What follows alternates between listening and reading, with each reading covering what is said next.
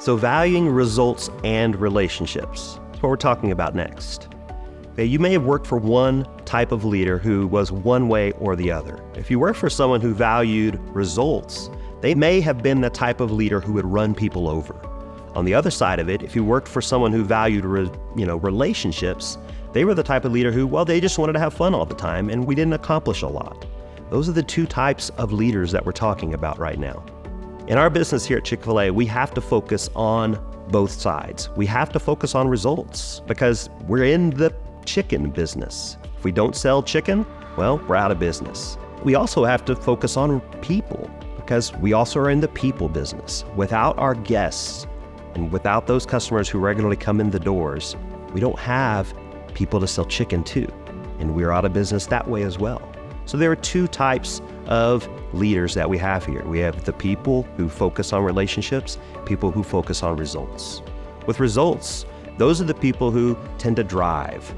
They drive really hard and they focus on getting those results. They're the type of people who want to get up the hill. They get up the hill as fast as they can. They tend to run people over. It's much more about the how than the who. Let's look in Chick-fil-A world. What might that look like? Well, in Chick-fil-A, they're much more focused on getting their tasks done. They want to get the brakes run. They want to get, the chicken pulled. All those things that they need to get done, and they don't worry about the guest or even, making sure that the team member beside them is taken care of. On the other side of it, if we look at the relationships leaders, they're much more focused around who's around them.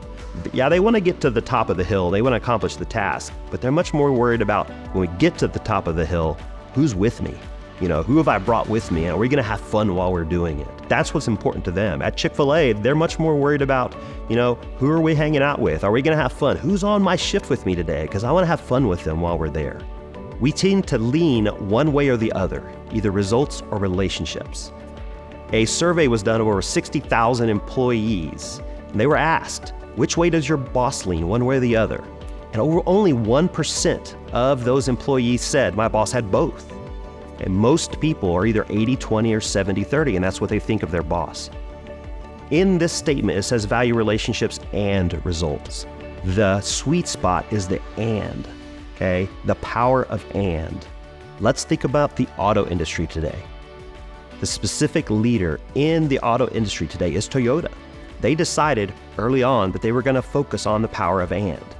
They had to choose, are we going to have high quality cars or affordable cars? Well, they wanted to focus on the power of and. They wanted both. And by doing that, they became the leader in the auto industry. In the year 2022, they sold over 10.5 million cars. It was only because they focused on the power of and. As leaders, we need to do the same. We've got to focus on the power of and, value, results, and relationships. We want you to be that type of leader where you focus on both.